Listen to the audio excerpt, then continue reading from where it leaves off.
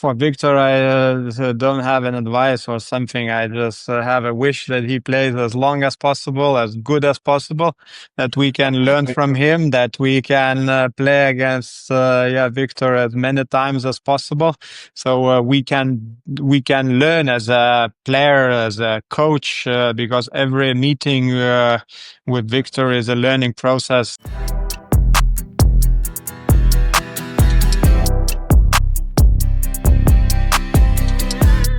Welcome back to another episode of the Average Not Average podcast. I'm CK. I'm Viktor. And Kestutis. Thank you for being here with us. This is actually our second try, and so we're absolutely going to go for it. I think the first things first, I asked you that last time around. How do we actually pronounce your name properly? Yes, hello guys. It's really a pleasure that you invited me here. It's nice to be with you. The last time we had a very nice start, but not a good continuation. I'm Kestutis Navickas. But I have a very different names than all around the world. It's Kastek, Cactus, Kestus, Kes, and all kind of different names. But I'm Kestutis Navickas. Okay, I mean, you might start a trend now that people are calling you Cactus from now on. That's my favorite for sure. That comes from Mexico. Mexico. Yeah. Not many people know you have an identical twin. Yes. What is he called? And then who do you think is more handsome? He is Gediminas Navickas. I don't know who's more handsome. If you ask my girlfriend, she would say me. If you ask his wife, she would say probably my brother. So we are cool with that. Okay. Well, Victor, I have to put you in this tough position. You have to then decide who is better looking. It's not for me to decide as well, I think. Have you ever seen my brother, by the way? Victor? No, I've seen him only on social media. I've never seen him in real life. But he's here in Dubai now, right? Yeah, he is in Dubai now. He is with his basketball team. He's a sports director in Žalgiris Kaunas team, in the best Lithuanian team. And they're playing against Dubai today. I was very tempted, to be honest, to go there because I'm on holidays this week. But I thought, okay, I have really enough flights in my job. So I would rather stay in Kaunas. Yeah. I understand. I mean, for both of you, so Kestutis, you're on holiday now, and Victor, you're recovering from injury. What do you guys mainly do in your downtime? So obviously, Kestutis, what do you do in your downtime? Well, normally, if I have the holidays, I don't really go anywhere. I just go back home, to Kaunas, to Lithuania. That's my home city. And, I just try to really to enjoy the day-to-day life, with the coffee, with the food, girlfriend, brother, with the friends, really very normal, simple things. I really like the simple things, during my holidays. I might go to basketball. I walk a lot. Of course, the weather is not like in Dubai now, in Lithuania. It's a little bit like Denmark, I guess, where the weather is not perfect at this time of the year. Yeah. How many days do you spend at home during the year nowadays? During the year, you said? Yeah. Well, not so many. Whenever I have small holidays, whenever I have a weekend off, I try to go. Because I really like my country. I really like to be home, and so like obviously with Paris, there is not too bad connection. So I try to be home That's great. Be with my girlfriend and with the family. I have strong relationships with my family as well. So, and during the many years being outside, I try to spend as much time as possible at home. That's great.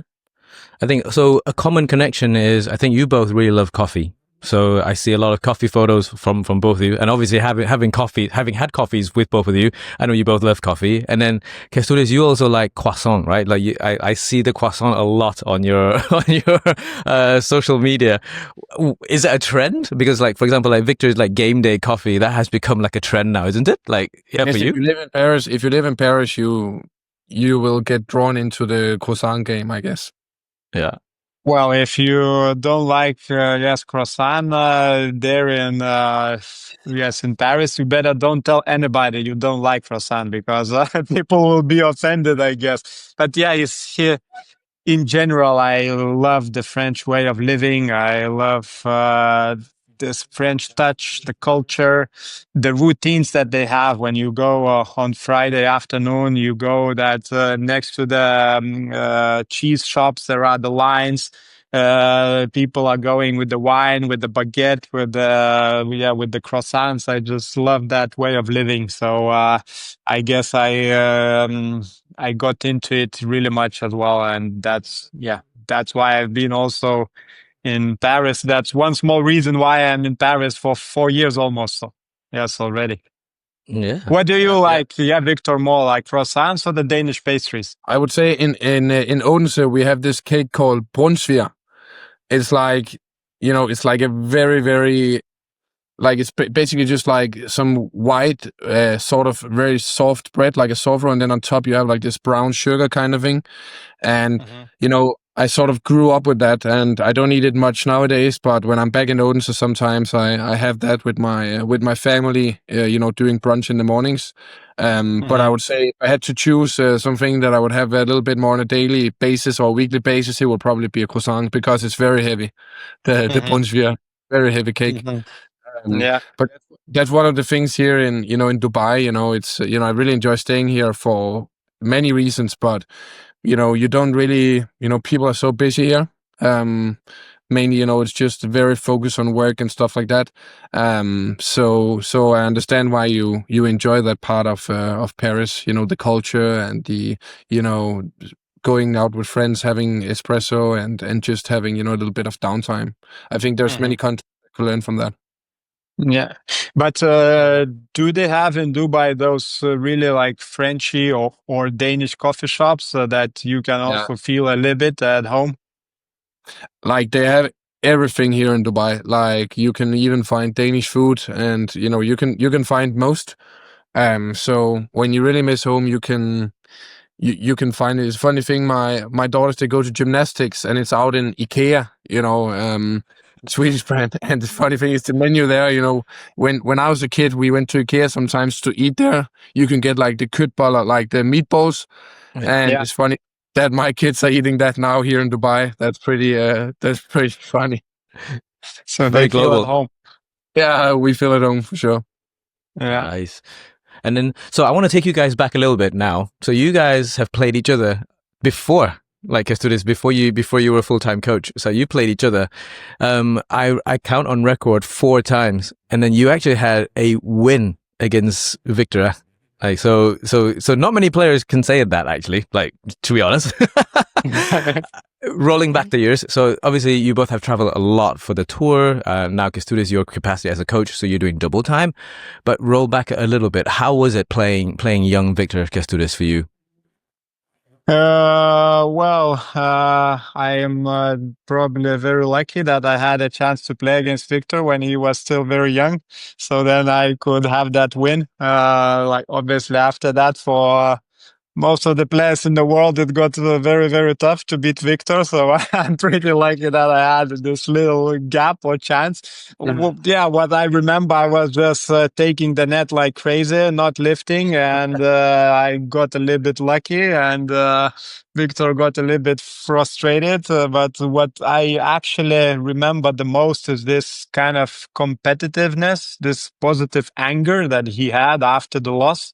And you could see that the loss is not only the loss for him. He really like takes it very seriously, and then he's out of the hole immediately and goes on the next one and tries to win again and again and again. So to be honest, I got a little bit lucky to win at that time against Viktor, and after that it got more and more tough, not only for me but for the rest of the world.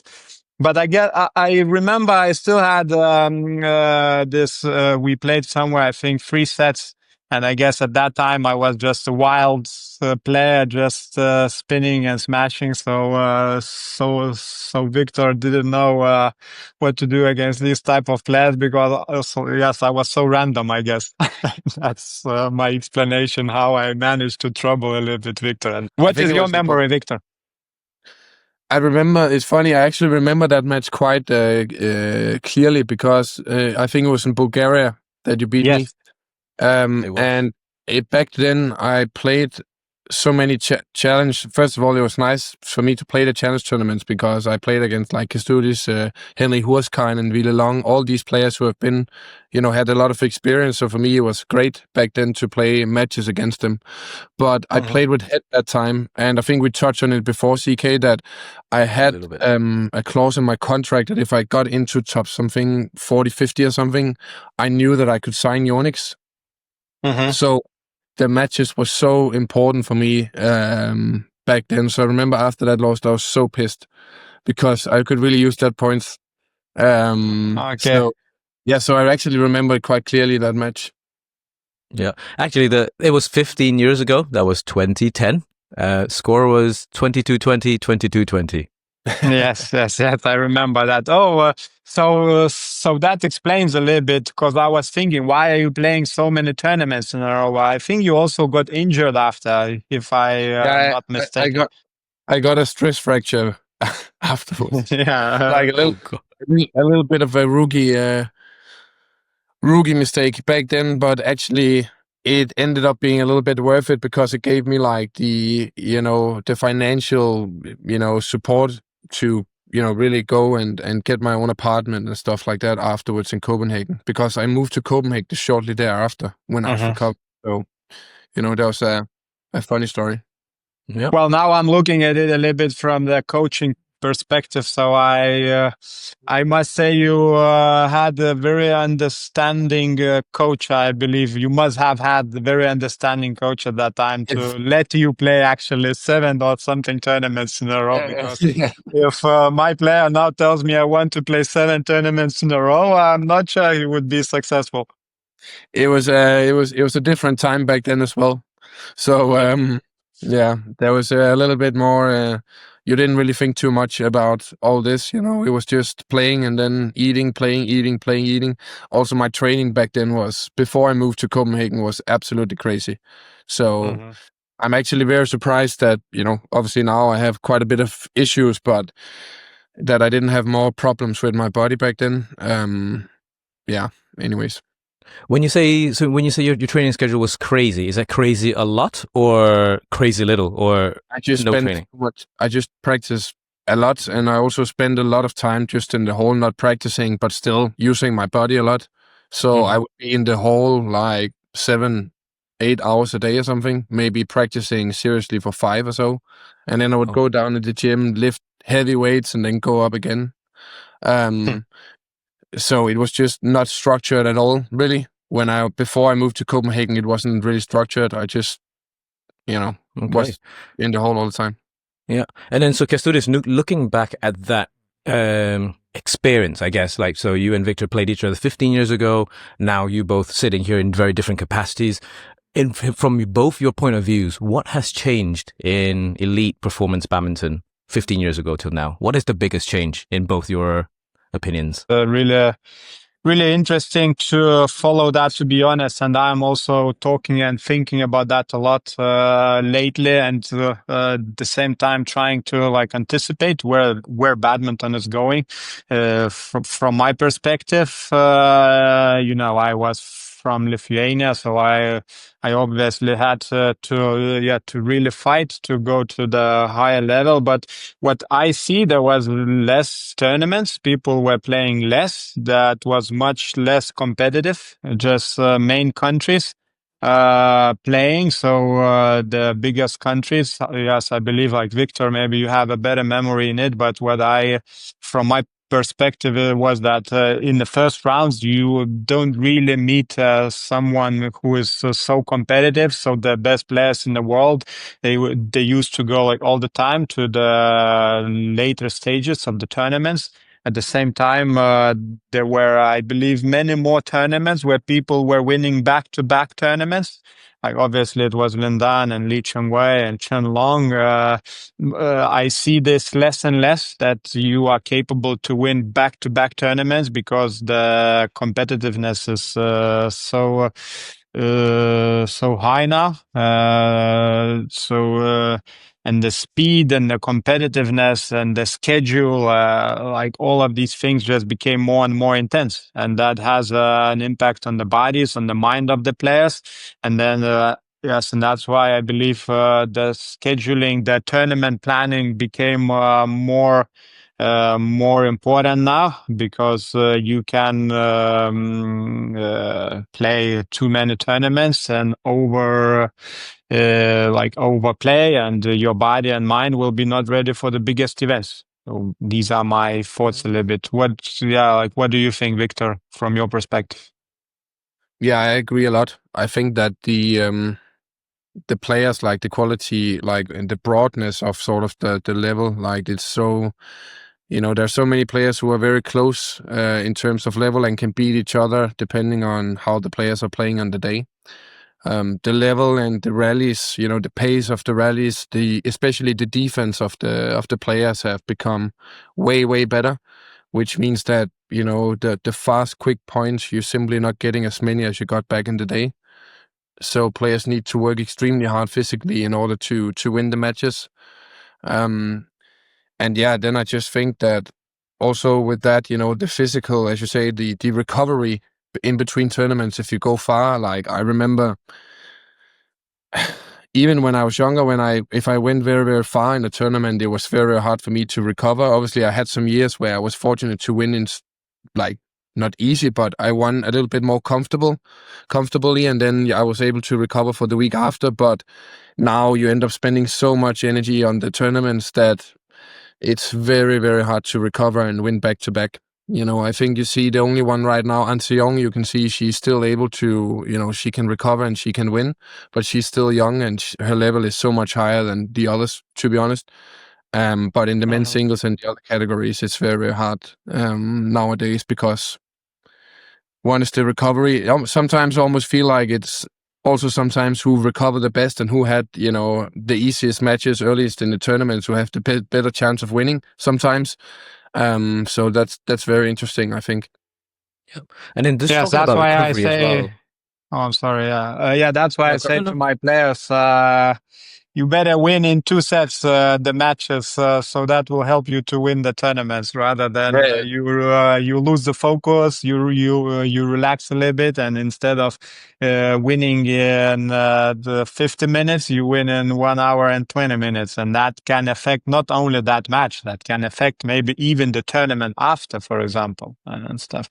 But Yeah, I just exactly. have one question, Viktor. What do you think this mental approach? Because what I feel also, players are getting not only physically tired, but also like mentally tired, and then there is no tank left anymore in the head to kind of like push.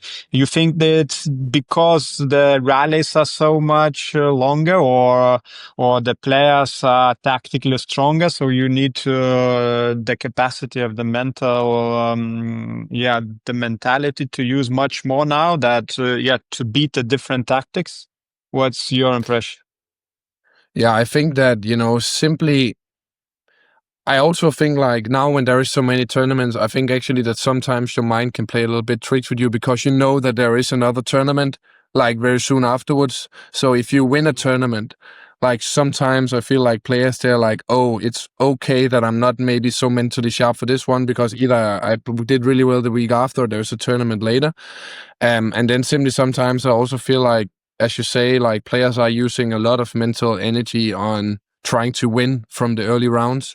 Like, as you say, back in the days, you could not be mentally 100%, and maybe in the warm-up you would be a little bit more relaxed, and in the preparation you would be a little bit more relaxed, because you sort of knew that if you played at a decent level, you would be able to, to win quite comfortably. But now, even from the first round, you need to spend so much energy, not only playing, but also in the preparation and then the next day there's another tough opponent waiting. So mentally, it's very, very draining, especially if you play, for me, if you play the later matches on the day, like, because my rest will not be as good if I play late evening. So then it's just like you get a little bit more tired in the first round, and maybe you sleep. So it's just like everything is adding up a little bit. That's why having a rest day in between would make a huge difference in the level. I think you will see the level of badminton just going, going the extra level up, to be honest.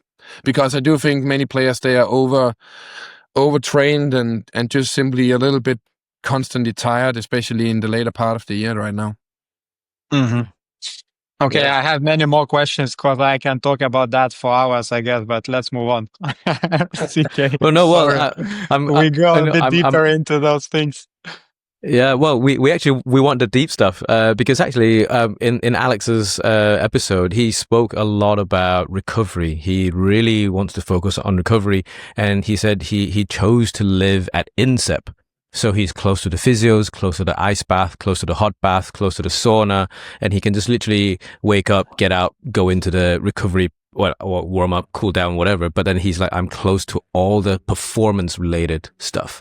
And I think, Viktor, you moving to Copenhagen was also a similar reason, I guess. You then have very structured training, very, very structured recovery. You then have extra sessions outside, internally on your own. Is that the crucial difference, recovery nowadays, from both of your perspectives? I think it's very crucial. The difference is that I think INSEP is, like, in terms of the, all the things you have at hand, is way better than the things we have in Denmark, just being completely honest. Like, we don't have our own hall, for example. We cannot live at the center in Denmark. And it seems like if Alex, he wants to train at a certain time in the afternoon, maybe do some extra skills, that's definitely something that can be handled. That's a little bit harder in Denmark. We have good physios and stuff like that, but, we don't have a sauna, we don't have ice bath unless there is something put up by ourselves there. Sometimes they will take care of that. So, that's also one of the reasons why I moved, is that I wanted to give myself the opportunities to be in great facilities. Like, it seems like you have an INSEP. So I think Alex is doing the right thing. It is very important, especially with the training needed in order to become the best version of yourself. And the age that Alex is in right now is the age where you really can push it also on all parameters. So I think it's the right thing. Yeah. Kestutis, what about your perspective? Because he said this is his 6th year living in INSEP now, and he's like, yeah, most people normally move out after 3-4 years, but it's like, I want to stay here because this, like, I'm locked in from that perspective. Yeah, it's gonna be soon 4 years that I'm in INSEP, and I believe that many players, many countries have good specialists like around them. But I believe where we are the best, and maybe one of the best in the world, yes, I'd like to believe, and we are heading to that. We want to head to that direction in INSEP. The connection of the things around. So the connection of the mental approach, the physical approach, the recovery, the identifying the injuries. INSEP, I think, is definitely one of the best in the world. The specialists, yes, and the connection between the teams, I think that makes the biggest difference now, because now there are many specialists and many players, and the teams, they have a good specialist, but to coordinate everything to one mechanism, I think this is the key, and that's where I believe like our management and INSEP are really doing a very good job, which is extremely good help for the coach to improve the player, not only improve the player, but to improve the player faster. Where the like badminton world is very quick now, and we need to adapt very quick from tournament to tournament. We need to change the tactics. We need to change some part of the physicality, some technical stuff. And I believe the quickness of our development is also the work of cooperating between the different teams in INSEP. And I am extremely grateful to work here within this team. in France. I think the coordination, 100%, is something that is very underrated, and being able to pull everything to go in the same direction, because obviously when you have so many different teams, sometimes people have different ideas, to be able to everything in one way and one direction. I think people underestimate how hard it is we call that project management, but how hard it is to manage that direction and that process.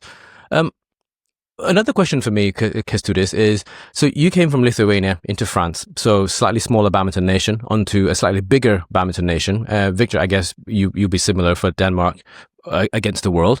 And now France is playing against the world, 100%. You're a top European nation. You have, for example, 3 singles players in the top 15. I don't think anyone outside of China has that. I'm not even sure if China has, for example, 2 in the top 10 at the moment, Team France, right?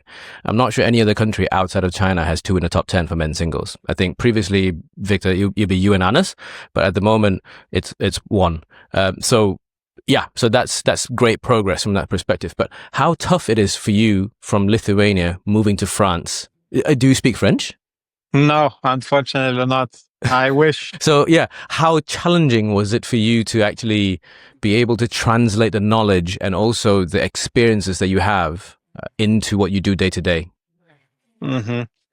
Well, this is also a very broad question, but for me, with all my kind of life experiences, it's not about the country where you're from. It's about the personality. It's about the knowledge. It's about the psychology, the communication, the commitment, the loyalty. There are so many things that comes actually not really from the nation. I believe in a personality that you create through the career, so you can transfer the knowledge in the best possible way. And luckily, in general, I'm very, very curious personality. So for me, it's important to take into consideration the history of the country or the training environment, and see where I can add on with all my kind of experiences. So for me, it's not about the country. It's about the personality and the way you psychologically, mentally understand the environment, the players, and how you add on with your strengths. And obviously, if you are curious, you can always learn, or you can always develop yourself. For me, I am all about the development all the time, my personal development, and how to implement my personal development into the environment where I am. And probably there is some kind of match as well.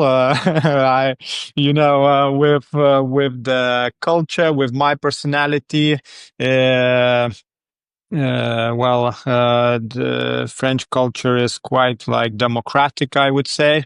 I believe I implemented with the team, and I was guided more into the structure. So it is a match. Like what I'm trying to say, it's not about the country, it's about the personality and the way you want to adapt to the culture with your personality. Yeah. Awesome. And because I think both Viktor, you and Kestutis, I think also share another very awesome trait. You guys bring the intensity and the transparency. I think both of you guys are really upfront, transparent, honest. If it's a bad day, you will say, this is not okay. This is shit. We need to do better. And so I see that as a very common thread of very elite, very, very successful people. But I think one more question would be, for example, winning Coach of the Year 2025 from Badminton Europe's awards gala. Did that give you more pressure? Did that give you more motivation? How did that make you feel? Viktor, were you there at the gala? No, I wasn't there. Okay. That was in Azerbaijan, I think, right? Yeah. Yeah. I think, Kestutis, were you surprised to win? I was not surprised. I felt a big honor and gratefulness to be in that position. At the same time, I don't really take that very personally. I don't take that personally because it's a job of our team, of of our management, of our coaching team.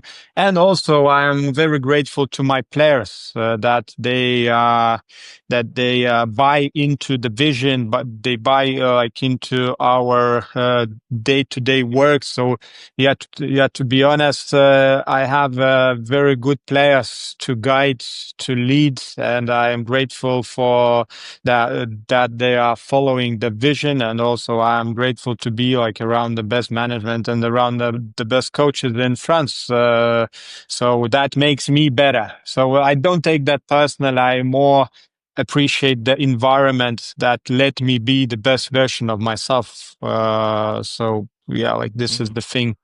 Yeah. That is awesome. And then, Viktor, you also have very close relationships with many of your coaches. Can you remember anyone from your, like, for example, 18, 19, 20, 21, 22, with coaches that you're super close with, but then also being able to go super transparent? Look, I've had a shit day today. What do we do? You know?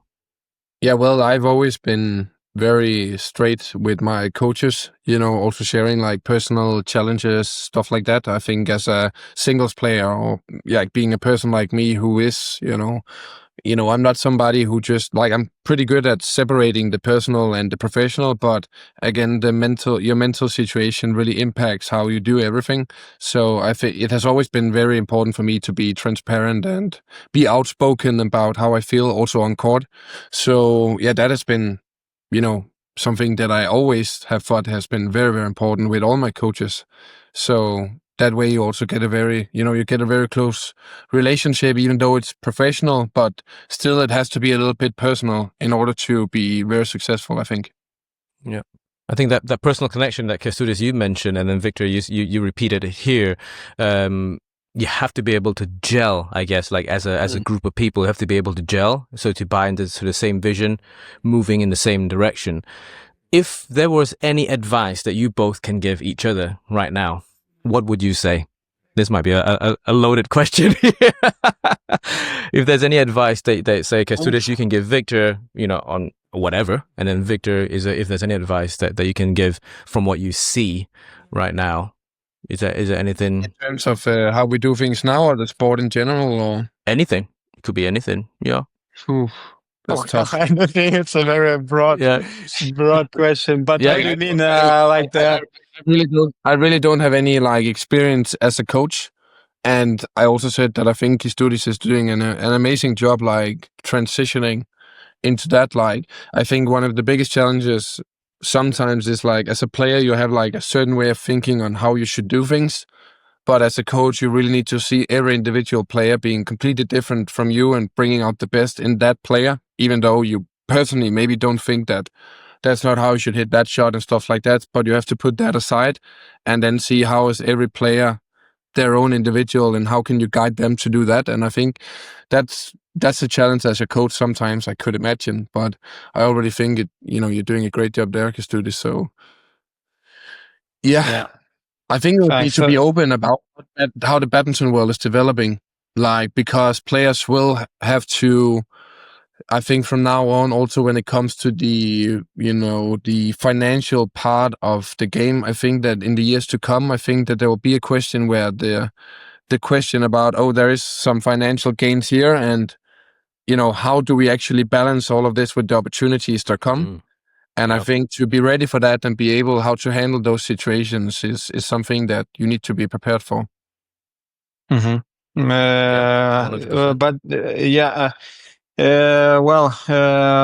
for Viktor, I don't have an advice or something. I just have a wish that he plays as long as possible, as good as possible, that we can learn from him, that we can play against Viktor as many times as possible. So we can learn as a player, as a coach, because every meeting with Viktor is a learning process for my players and for myself as well. And also the French badminton is so enthusiastic, actually, in many different ways. So playing against Viktor is always a big thing for French badminton community. So I just want to ask to play, to be healthy, to play as long, as good as possible, so we can all learn from each other. And yes, and obviously I'm very, very curious because I went through that transition from finishing my career into like another life, as I call, like another life. And I see you have started like doing that already many years ago, and you are doing that very successfully. And I just wish that by playing, you also find another passion, what you want to do after your career. But I'm sure with the skills that you have, like overall, you will manage to do that. And also, Viktor, I wanted to ask another question to you. How do you see the French badminton developing, and what do you see the biggest impact that makes for the French badminton from your perspective? Well, I think that, I've said since a few years ago, like many years ago, that I think that you will soon, be in the ahead of Denmark in terms of just the level and on the rankings and stuff like that, because I do think that you have shown that, just the things, as you say, that everybody's working together within the INSEP, and that you have that, the setup you have, I think that now is, like, as you say, one of the best in the world. So I think that development has been very, very interesting and nice to see. And to be honest, I wish that I would have had the same setup, because I really do. I try myself to make sure that my physical coach is talking with, my, now with the surgeon of my back and that all. And it's very, very hard to make sure that everybody is aligned and on the same page. And I think that that's something, as you say, Kestutis, I think that's very, very important also for the young talents coming up. I would say that now when you have like world-class players now in France, like you have Alex, you also have the Popov brothers and stuff like that, and more players coming up. I think that that's only the start of when you really see that now you're able to, you have the foundation already in order to, to build that foundation and to build that, how can you say, the culture. That's pretty hard, but it seems like you managed to do that already. So from my perspective, it's been very, very interesting to see, that, because that is very hard. And once you have that, then, I think that you will be very successful also in the future. So I'm looking forward to follow it. And I wish you all the best. As I always said, it's great to see European players doing well. Of course, I want to see Denmark doing well, but it's very, very good to see France doing it, because that will also push other countries to do better, and hopefully Denmark also. Yeah. I mean, for me, from the outside, I now see, for example, a French team, like it's a much bigger team compared to, say, I would say almost just 2 years ago. Now, for example, you have the SNC coaches traveling in, you have multiple coaches, you have the singles coach, and then you now also have like the mixed doubles coach, Jeppe and Tina. Have we lost Kestutis? Not sure. I'm here. I'm here. Yeah, we can hear you. Okay, that's fine. Like it's a much bigger team. And then because I also hear, for example, Tom and Delphine said after the Olympics, they now have a dedicated coach, because previously it was not dedicated specifically for mixed doubles or doubles only. So now and you can see the instant impact that they have. Like clearly, like they've been winning like Indonesia Open, that was a big deal. And then much bigger titles coming, and then recently again final at the Hilo Open, and this week they're doing really well in Japan. So very clearly it has an instant impact, and then everybody's now going in the same direction, like Carlos, the SNC, like clearly doing some awesome work with a lot of the players, and you see the players enjoying that process, and this is from multiple touch points across the year from my perspective, but you see the players really enjoying working in that intensity, in the transparency. Everybody's going in the same direction, results are coming. So clearly it's working. I want to quickly move on to a separate topic, because I think both of you are also involved in that in different ways. Kestutis, you're huge into fashion. You're massive into fashion, and Viktor now has a clothing line. I'm not into fashion. That's for sure. But sporting fashion. Yeah, but you have a clothing line, so that is something that not many people have. Well, that is fashion, that's for sure. That's much more That's fashion fashion. than me. I'm fashion outside the court, and Victor is fashion with his clothing line inside the court. So that's much bigger, I think. I actually just saw the next few years, like the designs there, and it's gonna only get better from now on. I can say honestly. I'm sure. I'm sure. Yeah, I mean, but Kestutis, how did you get into fashion? And because obviously, yeah, like you're always well dressed. I mean, like look at you. So, Thank you. how did it start? Yeah, how did it start? Just before I answer that salad vest, Victor, is amazing from your line. Salad vest. Oh la la la la la la. That's fantastic. I haven't really used it so much yet, but I should be warming up on court in it. That's for sure. That's for sure. With that salad vest, yeah, it's fantastic. How did I get into fashion? Step by step, I guess. Well, it goes. Well, like many things comes from the childhood, right? We were twins with my brother. We were from a very simple family. We had a pair of jeans. We had a pair of jacket, and we were very happy about it. But we didn't have a lot, and we were in Lithuania, which was not as developed, of course, as now. So there was not much fashion at that time, and we could not afford that, like fashion at that time. But then when I was 19, I went to Germany. I started seeing more Western world, and then I started traveling. That programmed a little bit my mind, and obviously, probably I had a little bit in the back of my head the sense to fashion. And then I started going to to Asia, to the big cities like London, Paris, and then I met some friends here in Lithuania who were into fashion. So then we created some we were in the Men Fashion Week. We presented the collection with a friend of mine. We had an accessories brand, and I had many photo shoots for different kind of like magazines with the best photographers here in Lithuania. So that slowly developed, and also I just like it. It's I express myself a little bit in that way. I believe in badminton we are a little bit boring, all more or less the same.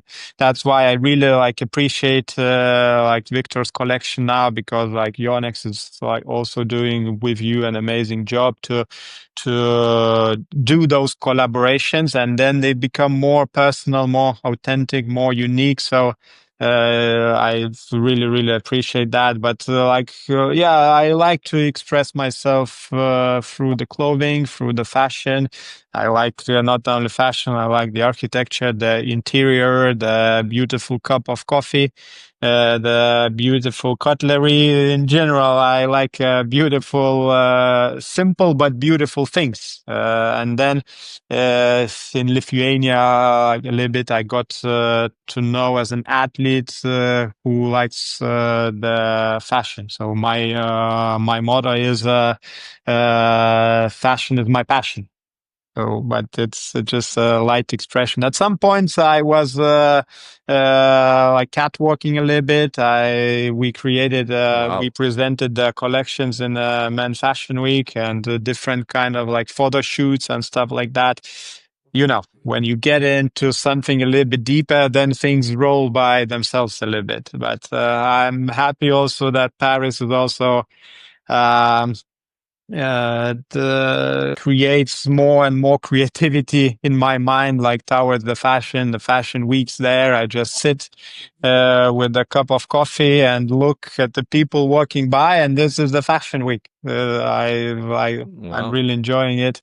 And my girlfriend is very fashionable as well, so I need to keep up a little bit as well. Victor, will we ever see you catwalk your collection at some point? That's not really in the cards right now. But no, I really enjoy being a part of the process, and I also think that, as Kestutis say, that in badminton in general, I think it has been a little bit boring. So we're just trying to see what we can in order to, to gain a little bit traction and to get people to, see it as a little bit different than anything else. And I think we have succeeded in that so far. So yeah, let's see. Mm-hmm. Yeah, because I think... But you also got a much better personal style now, I believe. I don't know what was the influence, but you also got a much better personal style outside the court. It's I need to take it seriously nowadays. It's There's not an image to uphold. I never, I always lived in my badminton clothing like 95% of the time. But now, first of all, I can't practice as much as I used to. And, I also get to go to, a bit more places where, you want to look a little bit more, how can you say, nice? Presentable. Yeah, so I take it a little bit more seriously nowadays. Also to represent badminton, and you'd see all the other athletes, they also, if you want to have if you want to have the sport look very professional and stuff like that, you should also take, you should take it seriously how you look outside the court, because that's how also you get fans, and, that's just better quality overall. I think it's very important as an athlete. Yeah. Oh, yes. And also an important thing, why I also pushed a little bit the fashion, because in Lithuania, badminton is not as big sport as in the other countries. That's one thing. Like another thing is that, as a badminton player from Lithuania, you don't make results every week. So it's hard to get continuously the attention of the media, the attention of the people, which is definitely related to the sponsors. It's related to your visibility and stuff like that. So fashion also helped me to be, more in the media, which helped me also to attract some sponsors, which then obviously the sponsors, they helped me to do the best job financially for my sports. So that also helped me in a sense of communication and being more recognizable and stuff like that. So that's also a part of why I pushed a little bit fashion maybe in that way. Yeah, I think helping you stand out is quite important. Helping everybody stand out from that process, because if everybody's almost the same, you need something different to actually. Oh, hello, who's this guy?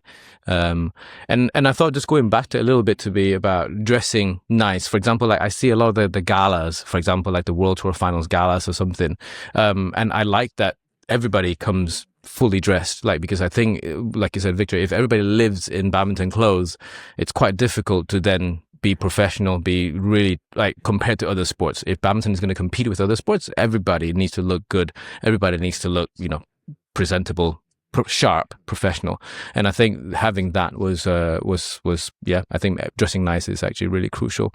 I want to go back a little bit, Kestutis, because last year the King's Cup in China, everybody ended up in very nice looking suits, and then you had an issue with Alex showing up with a brown pair of shoes. Well, yeah, I thought I did everything I could to make that outfit look good, but he had the last touch of those shoes, and I am not sure I really appreciated that or I liked it.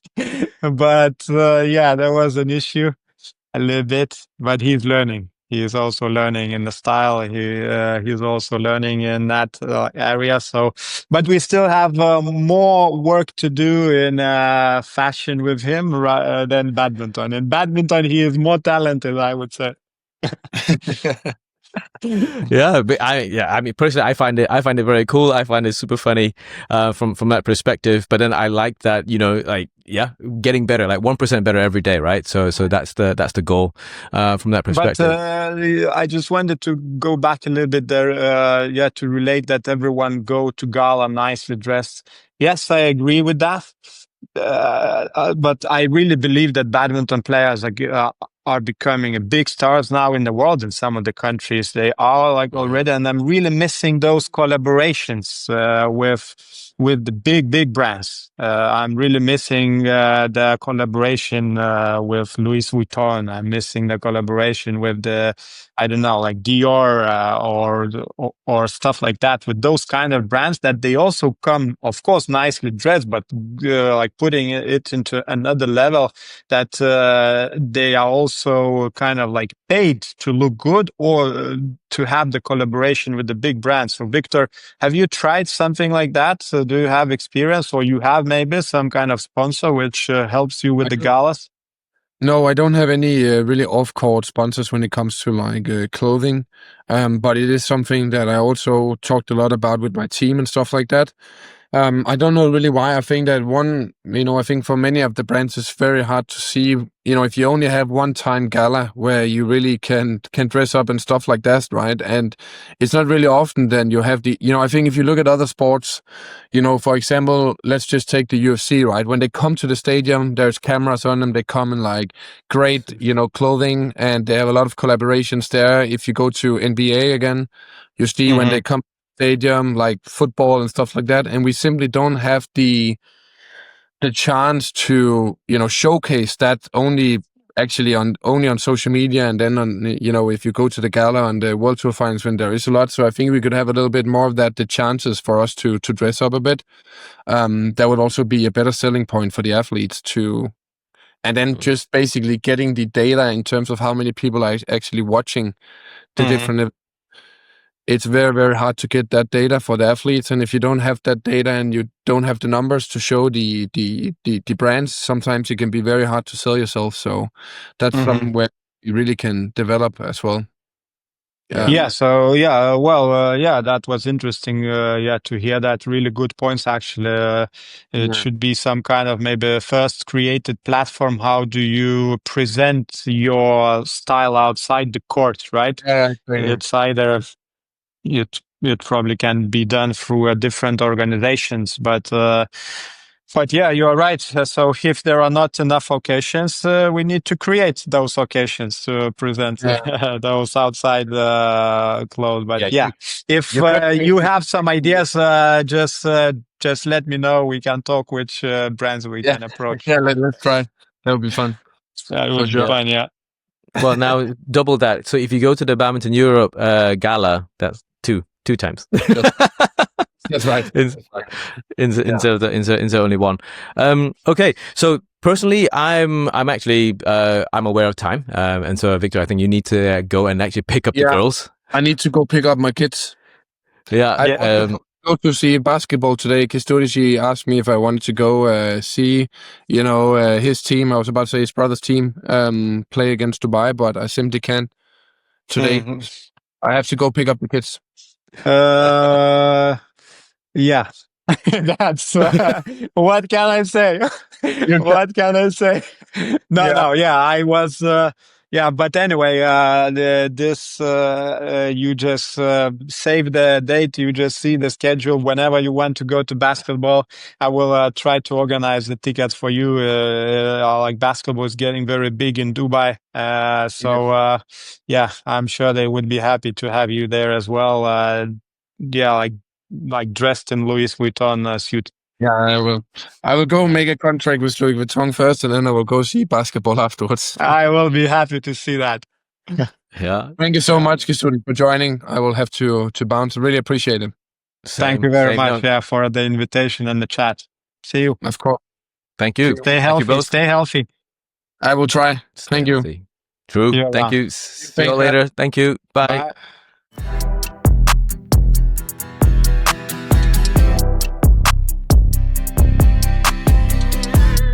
I have 59%. Should be okay, yeah? Battery? Yeah. On the computer? Yeah. Oh. Is it worth plugging it in? Maybe now? I feel like living a bit on the edge, 50. But hang on, you're in a MacBook.